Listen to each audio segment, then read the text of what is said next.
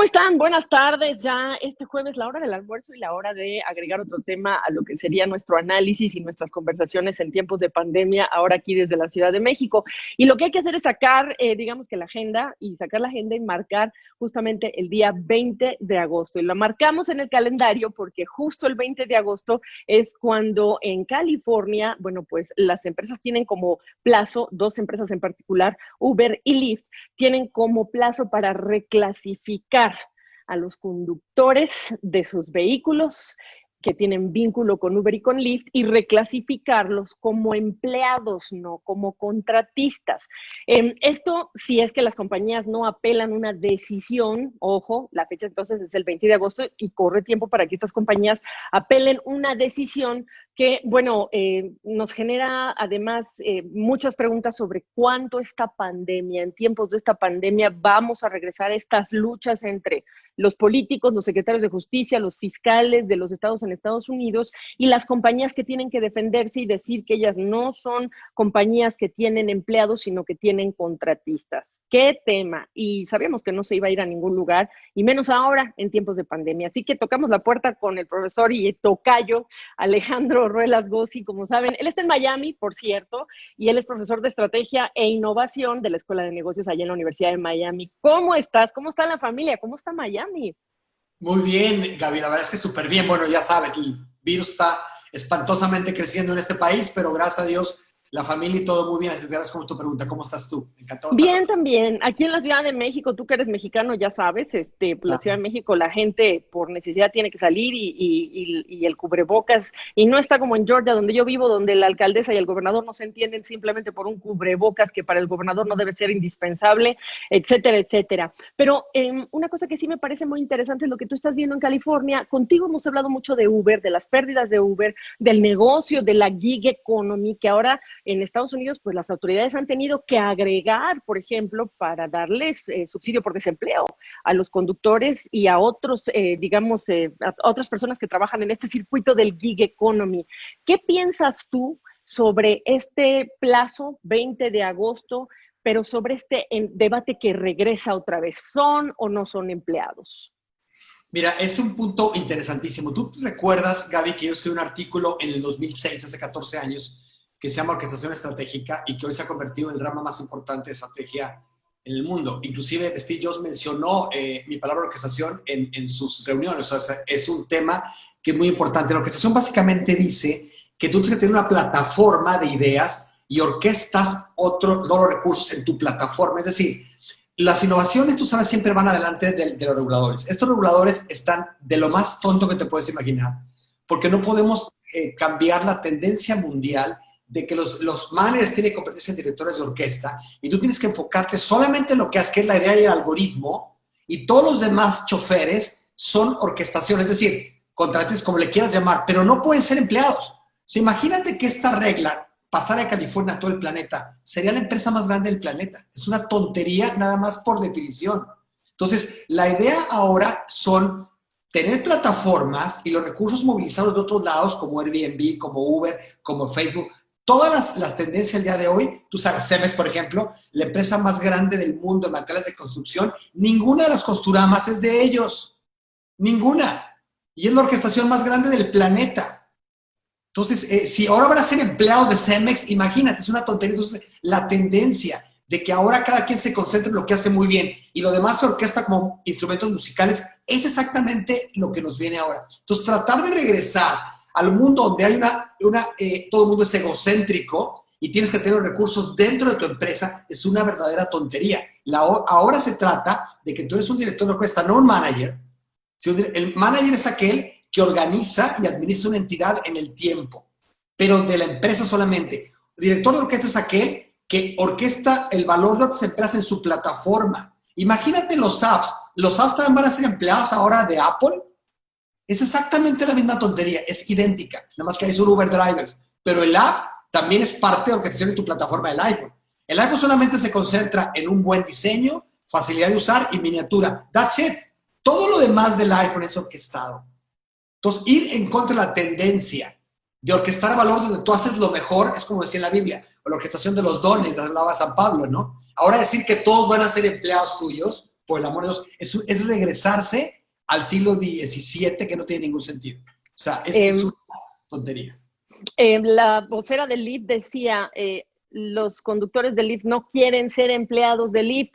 Dana Khosrowshahi, justamente en una entrevista que dio a MSNBC, además de que esperamos que haya una apelación, por supuesto, y hay una audiencia este jueves, por cierto, en California también para hablar de todo este tema, él dijo en una entrevista a MSNBC que va a tener que cerrar la operación en California por varios meses si es que hay que ajustar la situación a este tema. Ahora, te pregunto, esta reclasificación, por supuesto, que tiene que ver con seguro de salud, vacación pagada, ausencia por enfermedad pagada, etcétera, etcétera. ¿Qué está faltando aquí en esta fórmula? ¿O no está faltando nada y lo que pasa es que nos tenemos que acostumbrar a que este tipo de empleos, además de que un conductor paga por el mantenimiento del auto, etc., etc., etc., pues no hay garantía de que tenemos estados que nos ofrezcan ni todo la seguridad, el sistema de salud o un seguro de salud, y esa es la realidad sobre la cual tenemos que manejarnos. Es decir, el entorno externo, lo que nos ofrecen los estados, los gobiernos, son los que se deberían encargar de esto que le reclaman los fiscales a las compañías. Exactamente, lo dijiste perfecto, Gaby. Somos el único país de economía avanzada que no tiene un seguro universal. El único. Y ese es el problema. Es un concepto de lo que le llamamos externalities. O sea, las cosas que no tiene que enterarse ni el empleado ni la empresa, sino los gobiernos. Se llaman externalidades. Entonces, esa externalidad tiene que ser cubierta por los gobiernos. Lo que pasa es que este país tiene estos problemas porque no tiene una cultura de lo que debería, como lo tiene Europa Occidental. No lo tiene todavía. Y tristemente hoy nos gobierna, como tú sabes, en el Partido Republicano, la extrema derecha. O sea, yo también en el Demócrata tenemos gente de extrema izquierda, lo entiendo. Estamos ahorita. Sí. Pero esa extrema derecha, tú sabes. Perdóname, yo te interrumpí por mi risa. Estamos ahorita y te estiraste. ¿Qué decías? Que esa extrema derecha, que en esa situación, el gobierno para ellos es un problema. Entonces, todo tiene que encargarse la laissez-faire, como dicen los franceses, ¿verdad? Entonces, esta idea desafortunada, por eso el Congreso no se pone de acuerdo. O sea, porque está polarizado, totalmente polarizado. Los de extrema izquierda obviamente quisieran que se encargue de todo, pero tampoco es porque en Estados Unidos no existe el comunismo. O sea, la extrema izquierda es socialdemocracia, como es en Europa. O sea, a veces lo que pasa es que los republicanos quieren decirlo de una manera para decir que son comunistas, pero no son comunistas. O sea, pero la extrema derecha sí es extrema derecha. O sea, no hay ningún país en el mundo, ni siquiera Austria, que ahorita lo gobierna parte de la extrema derecha, ni siquiera ellos están tan radicalizados como el Partido Republicano el día de hoy. Entonces, eso es lo que está frenando que tengamos seguro universal y que tengamos el concepto de externalidades como lo entendemos en Europa Occidental. O sea, los gobiernos tienen un rol y el rol del gobierno es una rectoría que lo que tiene que hacer básicamente es tener un sistema capitalista de mercado, pero con responsabilidad social. Y ahí entra el seguro universal. Entonces, la gente se queja porque no lo tiene, porque el país no lo provee. Pero eso no es culpa del empleador, eso es culpa del gobierno. Oye, pero con los déficits que hay ahora que estamos hablando de las ayudas, ¿no? Hay quienes llaman paquete de estímulo. Yo la verdad me resisto a decir estímulo porque pues es para mantenernos a flote, ¿no? Estímulo si no tenemos trabajo o si tenemos trabajo y nos vamos y gastamos, pero estamos gastando en cosas de situación de crisis, ¿no? Pero bueno, el caso es que se está discutiendo todo este tema del paquete de alivio, una continuación de ese paquete de alivio. Y yo te pregunto esto porque, otra vez, estás metiendo a estos trabajadores, abres el tema del seguro de desempleo para meter a estos trabajadores de las gig economies, pero, y sabemos que en el mundo entero con la crisis, pues va a obligar a que los estados metan mano y el neto que vamos a ver después de que tengamos la vacuna es que los estados habrán metido más tentáculos a las economías. Pero no sé, eso no significa que en Estados Unidos haya apetito para entenderlo como tú lo estás planteando. No hay apetito. Y lo más, tú sabes, la gran diferencia de los estímulos en Estados Unidos y en Europa Occidental es la siguiente y es muy triste. En Europa Occidental, la gente no la despidieron. Los gobiernos pagaron el payroll. Aquí hacen la tontería. La nómina. Despedir, la nómina. Imagínate cuando regrese la economía como debe ser. ¿Cómo vas a recontratar a las personas? Estás perdiendo la memoria organizacional. O sea, aquí se hizo mal desde el inicio. Por esta cuestión, otra vez, de la extrema derecha. Se hizo mal desde el inicio. Ahora, el tema de los estímulos. Y otra cosa también que es muy triste es que Donald Trump hizo el error más grande en la historia moderna de Estados Unidos. Cuando tú estás con una economía creciente, tienes que bajar el déficit, no subir el déficit.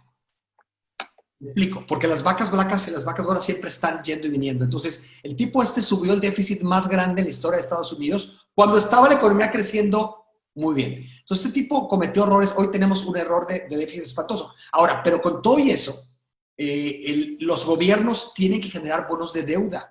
O sea, los gobiernos tienen que entender de que no hay otra manera que dar dinero a la gente.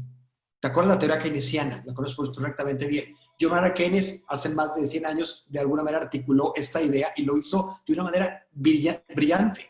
Ahora, todos los gobiernos del mundo, sin excepción, van a generar bonos de deuda. Porque el dinero se va a tener que dar a la gente, porque la pandemia no sabemos cuánto tiempo va a durar y eso tiene que articularse, pero ya está establecido. Hay protocolos para hacerlo. Estoy trabajando con una EPS en Colombia y estamos viendo que el dinero, obviamente, del régimen contributivo versus el régimen subsidiado, pues el subsidiado está creciendo porque la gente perdió el trabajo. Bueno, pero ya los economistas colombianos lo están haciendo inteligentemente y están generando bonos de deuda, como lo tiene que hacer todo el planeta. Este país que tiene más dinero que todos no debería tener absolutamente ninguna excusa de no hacerlo. No, claro. Ahora, estás hablando de California, se pone interesante la cosa, porque de California es Kamala Harris, que es la compañera de fórmula de Joe Biden. Y tú sabes que en enero de este año entró la famosa ley AB5, que es la que está obligando a estas compañías a reclasificar a sus contratistas como empleados.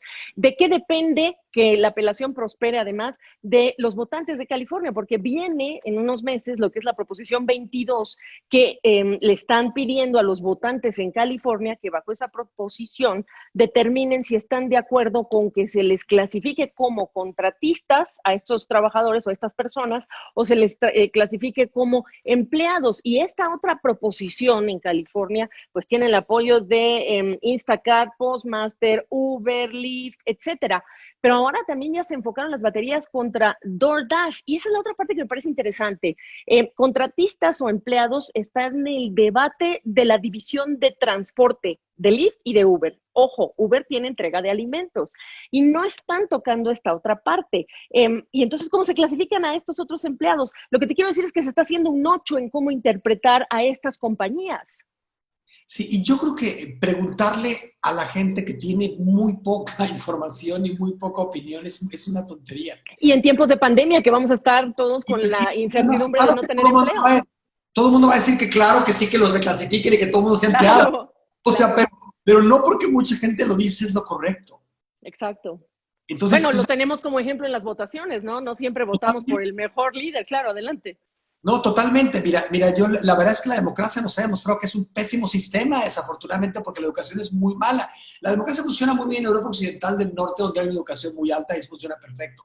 Pero en los países donde la educación es muy baja, como lo que tenemos desafortunadamente en toda esta parte de los no educados en nuestro país, que son los que de alguna manera están votando por el nativismo que está siendo muy triste, no saben lo que están votando. O sea, yo creo que tenemos que replantearnos de nuevo. Tú sabes que la democracia cuando empieza, inclusive Thomas Jefferson, había una especie de priorizar quién votaba y quién no votaba y cuánto valía el voto. Si ahorita decimos eso, nos van a despedir a todo el mundo, pero la verdad es que en cierta manera tienen razón. O sea, no podemos tener votos que cuenten lo mismo. Yo sé que esto es súper controversial, muy polémico, pero así empezó la democracia, Gaby. La democracia empezó con prorratear y con tener pesos dependiendo de la educación que tiene la gente. Así empezó. Y yo creo que deberíamos regresar ahora, y por eso tenemos los líderes que tenemos, porque México tiene un líder que la gente no lo quiere el día de hoy y que la gente está desesperada. Y ese no hubiera ganado si hubiera habido prorrateo de los votos. O sea, evidentemente nunca hubiera ganado. Nunca hubiera ganado tampoco el de Turquía. Nunca hubiera ganado Donald Trump, por ejemplo.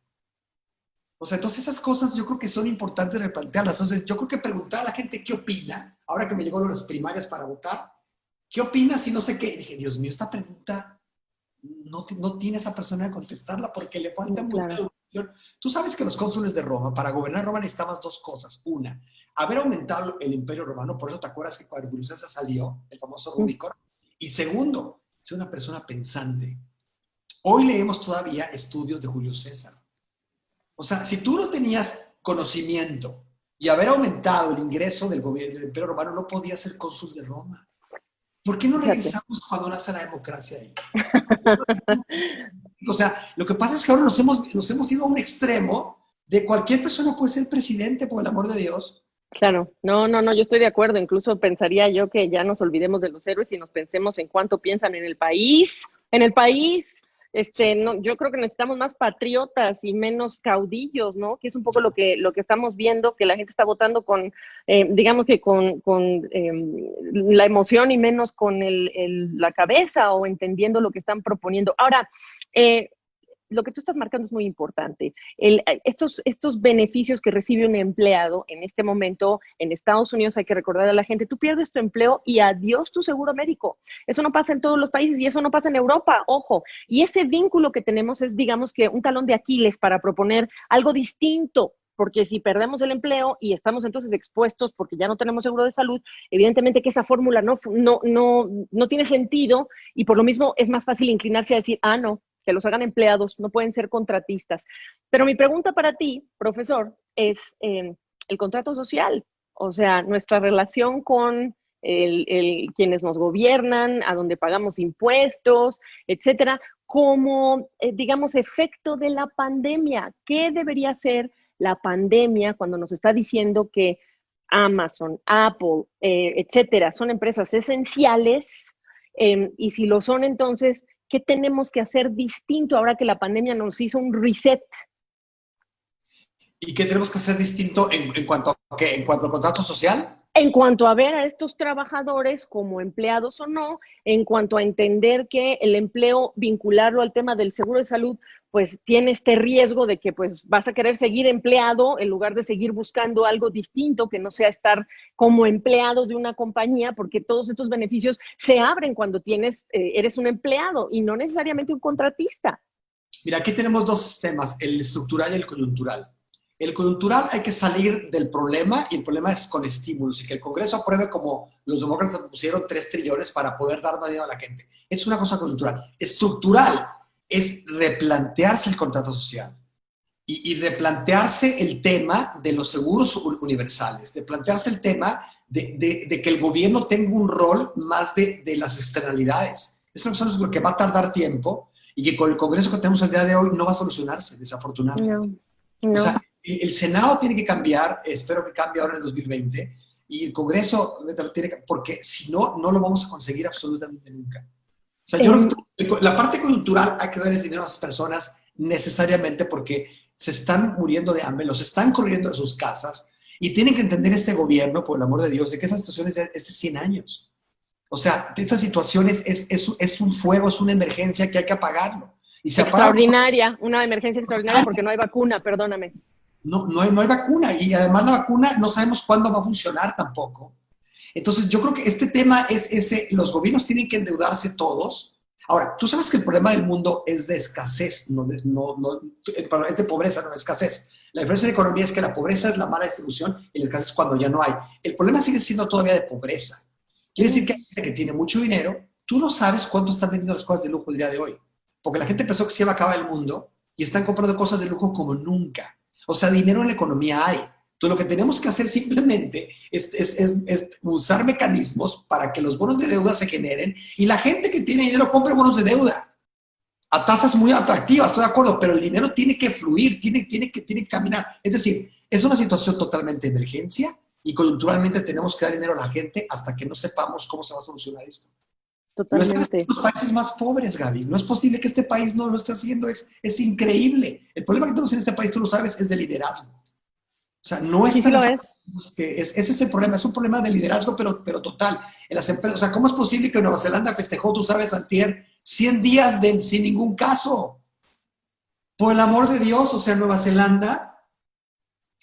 O sea, y en Europa surgen los casos que dice... Aquí Trump que surgieron, pero la verdad es que surgen 2, 3. Acá tenemos miles, decenas de miles todos los días. Deja tú eso, hablar de que el cuerpo vas a meter una luz o vas a poner cloro, y a ver si con el bleach y la gente que se va con lo que dice la persona, o sea, sí, estamos como que en el cucú, en el la la land, en algún momento así nos sentimos en Estados Unidos, nosotros pagamos nuestros impuestos y tenemos todo derecho de expresar lo que es obvio. ¿Cómo decirle eso a la gente cuando se sabe que hay gente que puede seguir los pasos de alguien que está admirando como es el presidente Trump? Ahora, ¿qué precedente podría marcar, mi estimado Alejandro, para cerrar esta conversación, que en California se concrete, ¿no? que al final en una semana estemos hablando de que pues la apelación no prospera o lo que sea, pero ¿qué referente va a dejar para América Latina, en donde tú sabes hay muchísima resistencia para hablar de estas personas que trabajan en estas compañías o para estas compañías, y cuando estás hablando también de precariedad del trabajo, del empleo? ¿Qué precedente puede dejar California si es que las cosas se inclinan en contra de estas empresas? Yo creo que no va a pasar, o sea, yo soy convencido que no va a pasar, pero si pasa el presidente es un retraso horrible. Ahora, yo creo que en América Latina, ¿no? ¿Te acuerdas que Colombia, cuando tuvo ese problema también de Uber, lo solucionaron ¿Pero? inteligentísimo? O sea, pero lo solucionaron de una manera que en el app tú te convertías en una especie de contratista y lo ¿Sí? hicieron, o sea, la América Latina reaccionó muy inteligentemente, mucho mejor que ahora California. O sea, Colombia lo hizo, ¿te acuerdas? Yo me acuerdo cuando recibí el mensaje de Uber Colombia, donde decía, ya lo solucionamos, para ti va a ser transparente. Ahora resulta que es una tercera persona que tú estás contratando, pero tú ni siquiera te vas a dar cuenta. Lo hicieron muy inteligentemente y creo que tenemos que llegar a lo mismo en California. Oye, tú vas a dar clases a partir del lunes ya en la Universidad de Miami. ¿Qué le dices a los emprendedores de Latinoamérica que están viendo todo esto? Yo te soy franca, como periodista, hemos hablado tantísimo con innovadores, emprendedores, etcétera, y pensábamos que estas crisis iban a ser la mejor muestra de que se puede cerrar las brechas gracias a la tecnología, gracias a la innovación. Y, oh, qué decepción. Y pregúntame, la mayor de mis decepciones, Puerto Rico, que hace parte, Estado Libre Asociado si quieres, pero la innovación y la tecnología están como muy allá, allá, no están tan acá, ahorita que se necesitan. Sí, yo creo que, mira, en América Latina, yo creo que estamos acostumbrados a las crisis y eso de alguna manera nos ayuda. Siempre has visto que desde que nacimos hemos sido conflictos, la gente tiene como que una piel mucho más gruesa en ese sentido. Ahora, yo nada más quiero, y les digo a mis alumnos en los webinars que doy todas las semanas, les digo, oye, en el 2008, que fue la crisis financiera, surgieron WhatsApp, Uber, Airbnb, Spotify, y surgieron precisamente con esta idea de que los recursos financieros eran tan limitados que tuviste que empezar a orquestar. Me explico, yo estoy emocionado porque yo provoqué el latido del 2006. El 2008 se fue al cielo mi teoría porque era necesarísima. Cuando yo la Claro. escribí, no sabía lo que iba a pasar. Pero hoy se convirtió en el tema más importante porque los recursos financieros son limitados. Yo creo que ahora van a surgir empresas también sumamente interesantes. Por ejemplo, todo lo que tiene que ver con Workstation. Ahorita hablamos de pantalla a pantalla. Van a haber empresas que van a hacer realidad mixta virtual y aumentada en el mismo Workstation. ¿Quién va a ser la primera empresa que lo lance? No sé. Pero evidentemente tú podríamos ahorita yo estar sentados virtualmente platicando, como si en el mismo lugar, pero separados por 1.000 kilómetros de distancia. O sea, las empresas van a surgir. También otra cosa que va a surgir son las empresas de protocolo de seguridad. Es decir, si tú vas a poner un hotel en Europa el día de hoy, no sé si es impresionante, yo tristemente se canceló porque el pasaporte no me permitió viajar a Europa y ahorita estar en Europa. Y cuando metí al hotel donde iba a quedar en San Sebastián, en España, contrataron una compañía experta en higiene que se encargaba de asegurar, certificado en un tercero, de que no ibas a tener el virus en ninguna parte del hotel. Pero súper profesional, Gaby. Entonces van a surgir empresas que se van a dedicar de seguridad. Es súper triste que ahorita una empresa, restaurante, tenga que preocuparse más por la seguridad que por la comida. Ese no es su rol. Entonces van a surgir empresas de higiene sumamente sofisticadas. Entonces yo creo que esta pandemia nos va a hacer que surjan ideas protagonistas de éxito como lo vimos en 2008. Entonces, Interesantísimo. vamos a ver. Y orquestadores, y nos tenemos que mirar como orquestadores, por lo que nos estás diciendo, ¿no, profesor?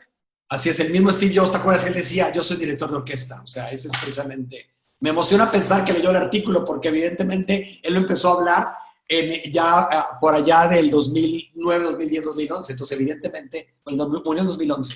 Pero él lo habló claramente. O sea, él antes hablaba partnering with y luego empezó a vendirse a una orquesta conductor. Entonces digo, no sé si leyó mi artículo, pero está publicado en Harvard. Entonces, al final de cuentas, espero que lo haya leído porque su concepto era exacto.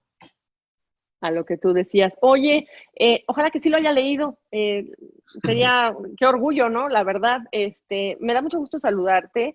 Te deseamos un buen inicio de clases y bueno, regresamos contigo en cuanto empiecen estos temas de Uber y Lyft allá en California, se caliente o haya un desenlace más que para ti es el evidente, el obvio, el lógico y el que nadie está loco. Cuando les digan, señores, esta apelación sí va, lo que están pidiendo no tiene sentido. Muchas gracias, Alejandro. No, gracias a ti, me encanta verte. Qué bueno que estás muy bien. Me alegra mucho. Igualmente.